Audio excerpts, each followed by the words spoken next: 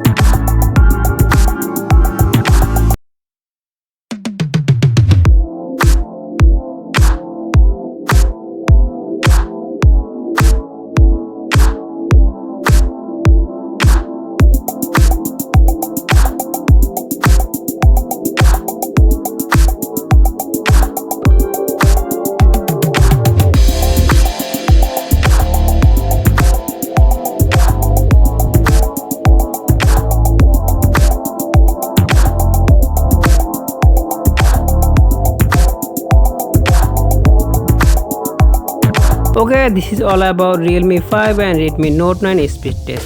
I hope you guys like this video. If you like this video, please like, share, subscribe. See you next time to another video. I am Shada from SHADAT'S DAYOUT. Allah Hafiz.